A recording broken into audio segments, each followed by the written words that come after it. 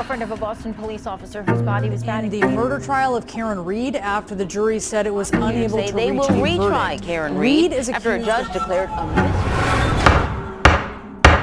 Hi, alternates. It's day 12 of the Karen Reed retrial. And if you've been following this case closely, today gave us a lot to talk about. And it all centered on one man, Massachusetts State Police Sergeant Yuri Buchenik. Now, before we dive into what went down in the courtroom today, I want to ask for a favor. If you're enjoying Tab and I's daily trial recap, make sure that you subscribe wherever you're watching or listening.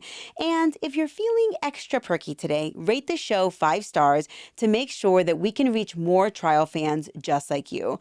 And also tell your friends. We're still growing and we need all the help we can get. All right, let's get into it. Today, the state called Sergeant Buchenik to the stand.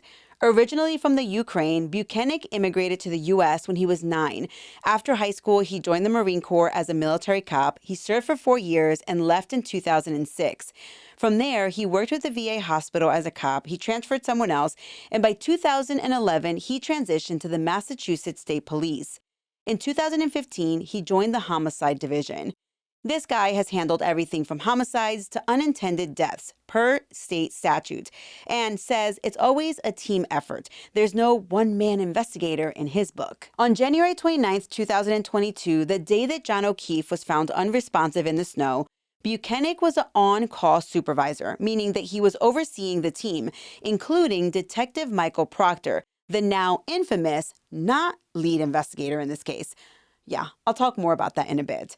Buchenik described that at 6:44 a.m. on January 29th, he got a call from headquarters that Canton PD was requesting assistance with a suspicious injury. He called Proctor and they started prepping to leave, despite the treacherous blizzard conditions.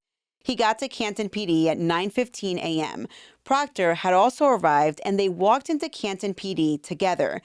There, they met with Sergeant Good. They reviewed some early evidence, including a broken cocktail glass, John's cell phone, and that now infamous paper bag of red Solo cups.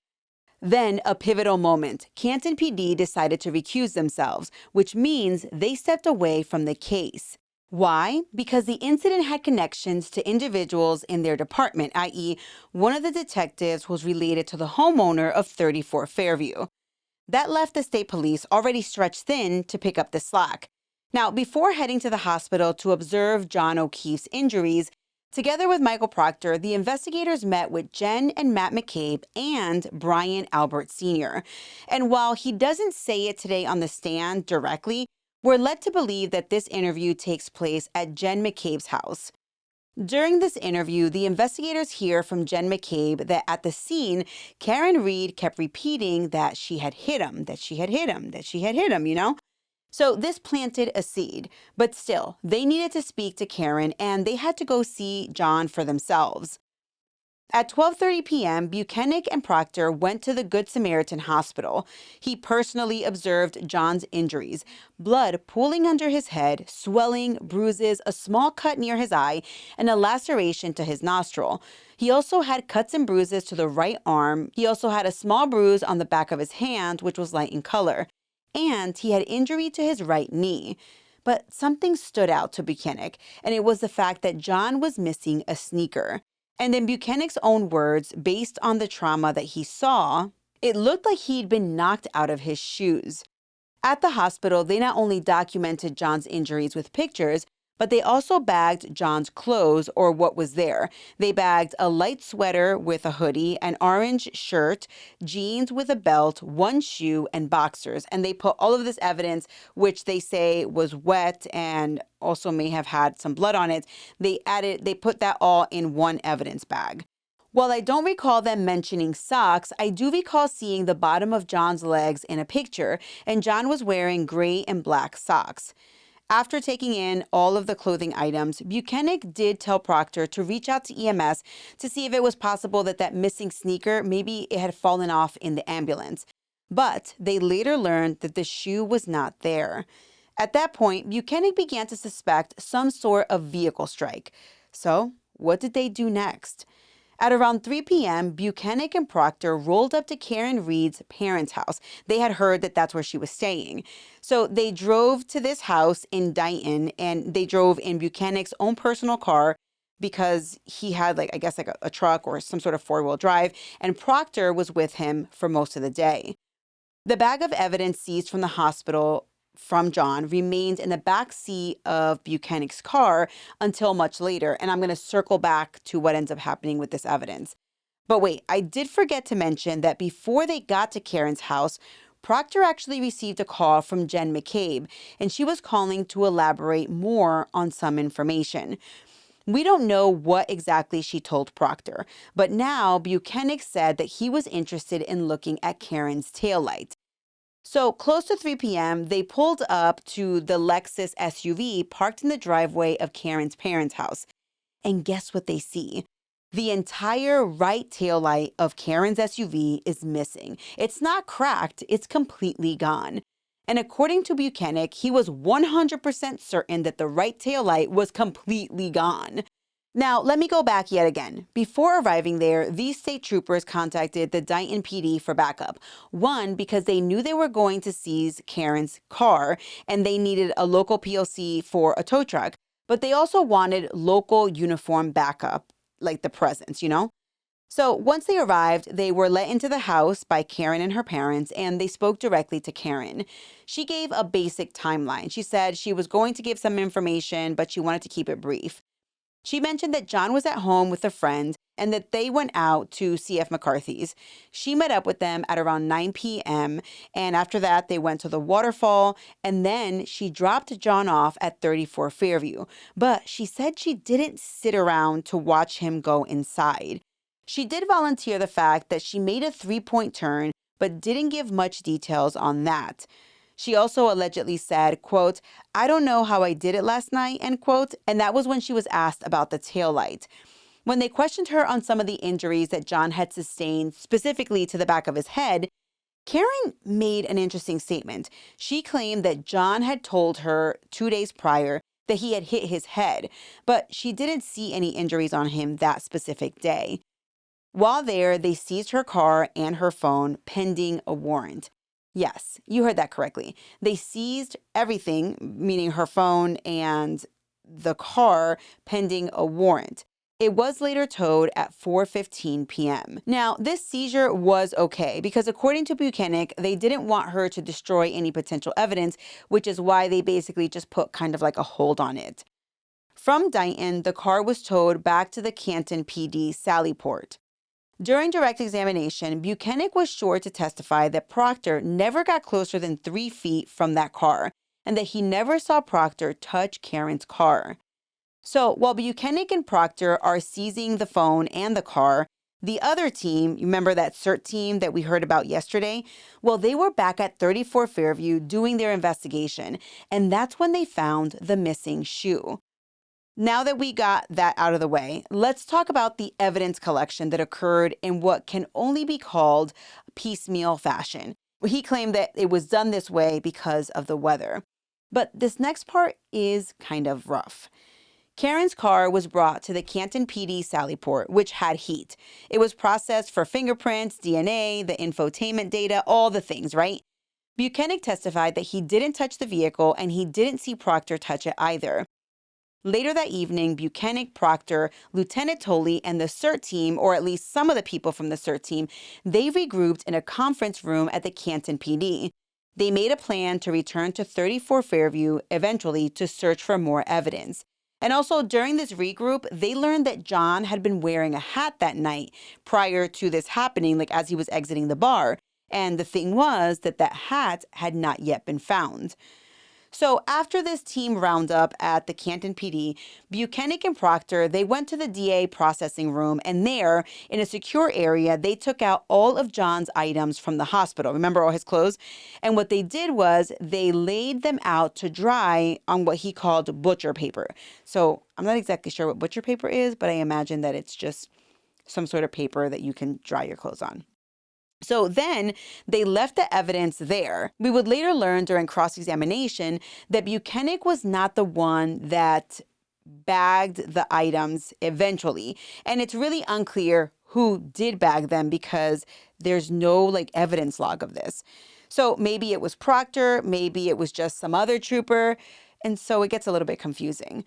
So that's where they ended January 29th, was basically laying out John's clothes to dry. It's unclear what, if any, investigative steps were taken on January 30th, February 1st, and February 2nd, because those dates are not mentioned during direct examination. But then Brennan picks up the direct examination on February 3rd. Oh, wait. And because of the snow, and as the weather warmed up and the snow/ice melted, Buchenik instructed the team to try to drive by 34 Fairview at least once a day to see if the snow had melted and basically to check if maybe more evidence had surfaced. So there wasn't like one specific officer who was supposed to drive by the house. It was just kind of like, if you happen to be in the area, which I found a little bit weird. Like, I feel like that should be one person's job, because then they would be more apt to recognize if something is different on this day versus the day prior. But that's not my place. Okay, so on February 3rd, Buchenik heads to 34 Fairview. He notices that a lot of snow has melted, and as he searches, he finds taillight shards, a black cocktail straw that is actually in the street. And here is a picture of that straw. And the prosecution showed this still frame of John exiting the waterfall with a glass and what appears to be a black straw in his drink. And this image was taken just after 12:10 a.m. During this February 3rd search, the team also found John's black baseball cap, and it was frozen at the bottom of the snow, which the indication with it being found this deep in the snow, as you just saw in that picture, is that, and you can actually see that the snow above the cap is undisturbed. This kind of leads me to believe, as a reasonable juror, that the hat had to have been on the grass before the snow started to dump and not somehow planted. So that search lasted roughly 45 minutes to an hour. Then the following day, February 4th, Buchenik actually received a call from someone at the Canton PD by the name of Chief Berkowitz. Chief Berkowitz was the head of the Canton PD, and he called Buchenik to let him know that he was just driving by 34 Fairview and he saw a bright red piece of tail light on the lawn. Buchenik went over to the house and they documented the item where it was found, and they took pictures of it as well. So if you're tracking, we have a search on the morning of January 29th, remember, with the Canton PD and the snowblower and the red solo cups. And then later that day at 5 p.m., it's the Massachusetts State Police CERT team that does their search. Then you have a search on February 3rd with Buchenik and Proctor.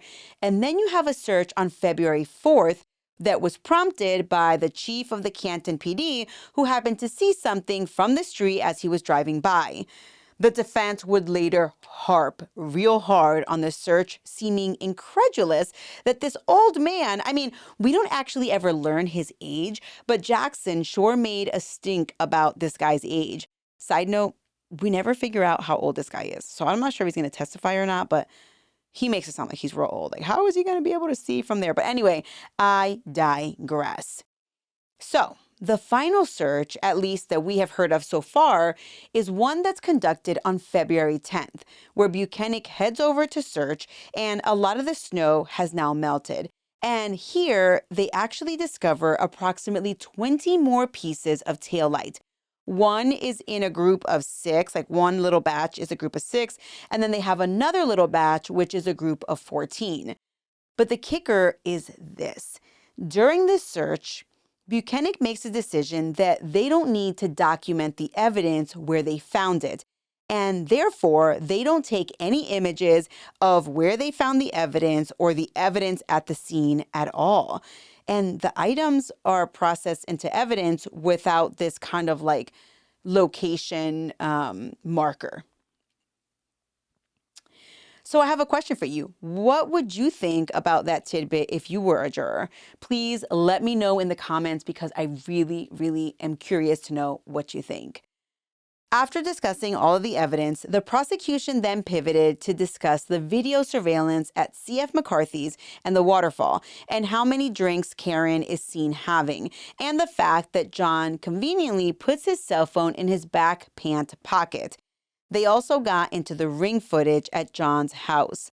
And let me tell you, I am not a fan of the Ring camera.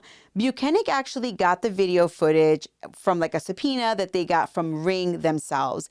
And there are, even when he received this, there were so many segments of the Ring video camera that were missing.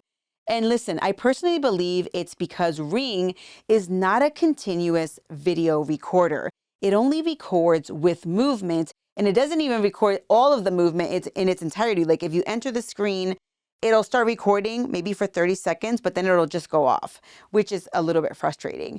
And I say this from experience. I have had a different brand camera outside of my former homes, and it's basically, like I said, it spot records. It only records when it wants to, which is really, really frustrating. But what I learned during his testimony was a little bit interesting. Remember when someone testified that Karen's phone connected to John's house Wi-Fi at 12:36 a.m.? I think that may have been yesterday's call or yesterday's day. If she was actually pulling into the house at 12:36 a.m., there would be Ring footage, you would think. But no can do, amigo. That video was not recorded. Anyway, the Ring camera played for the jury includes clips for the following times. There's a video at 5:07 a.m. of Karen Reed leaving John's house, presumably on her way to Jen McCabe's house.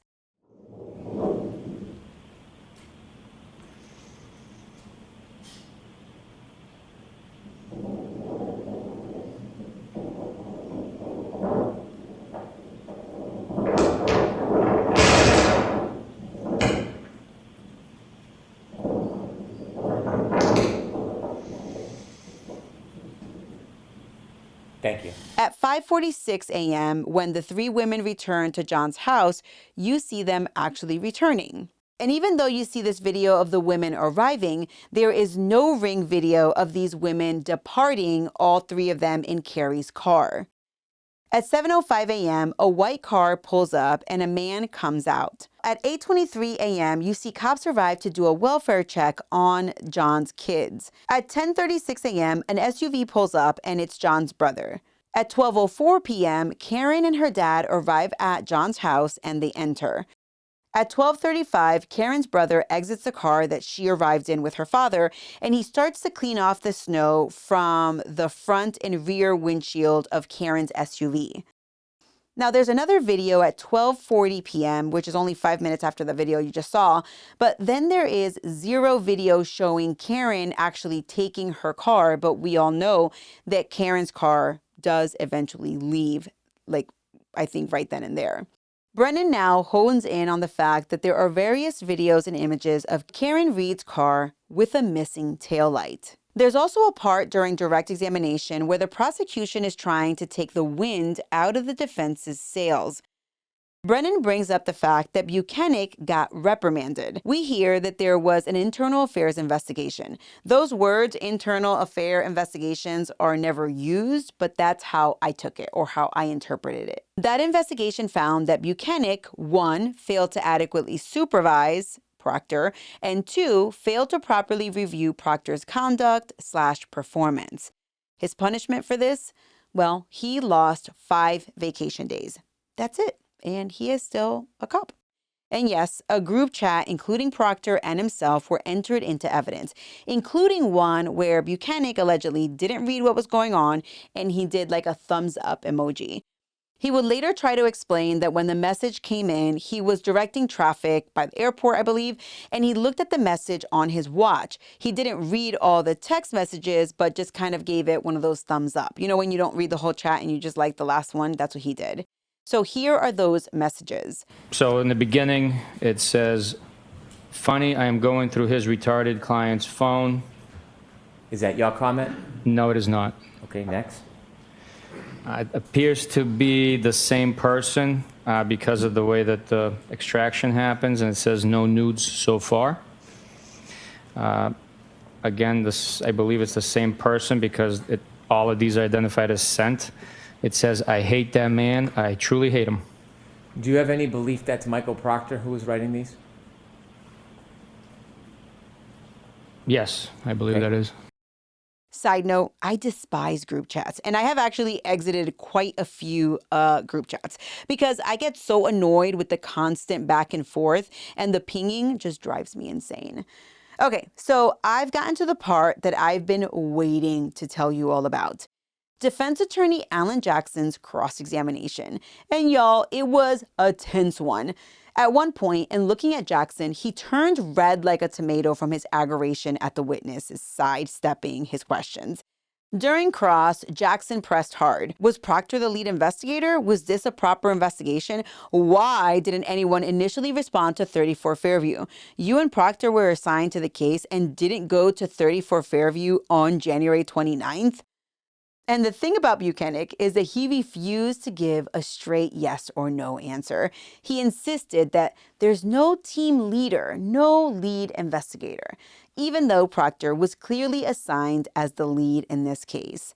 At one point, Buchenik looked straight at Jackson and with a stone-cold face said, Former Trooper Michael Proctor was the person who's the assigned case agent, the lead case agent in this particular investigation, correct? Michael Proctor was the case officer for this investigation. He was assigned, ultimately, to use another phrase, as the lead investigator, wasn't he? I'm not going to agree with you. I am never going to admit he was the lead investigator, is what he said. Can you believe that? He was the case officer. I mean, Buchenik is like not messing around, but neither is Jackson. So who has credibility in this scenario? At one point, there is this awkward pause that gave me this secondhand embarrassment watching the trial. And I was watching it from the comfort of my home. But here it is for you to see. To use your word, that ensures the integrity of the investigation. Is that right? Yes, that's correct. As you sit here today, do you believe that this investigation, now I'm going to turn to this investigation, was conducted with professionalism, with competence, at the highest level of integrity? This investigation was conducted professionally, with integrity, and all the evidence collected, all the statements collected, pointed in one direction. There was no bias influence on the evidence, on the information that was collected, or which direction the investigation pointed naturally. And then there was this little tidbit. Let me just ask you this. Do you believe that Michael Proctor, his involvement in this case, taints the investigation? Tainted the investigation? No. Not at all. The investigation was done with honor, integrity, and all the evidence pointed in one direction only. Honor and integrity by Michael Proctor?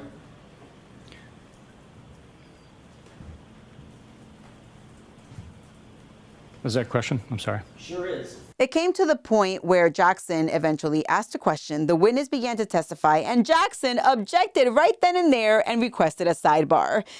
The day eventually ended, but not before the jury was left with this little nugget. John died in late January 2022. A report on this investigation into John's death was not written until November 4th, 2023. That's right, John died on January 2022, and the investigation was not documented until November 4th, 2023. Now, this could mean so many things, so I'm hopeful that we will get clarification tomorrow on day 13.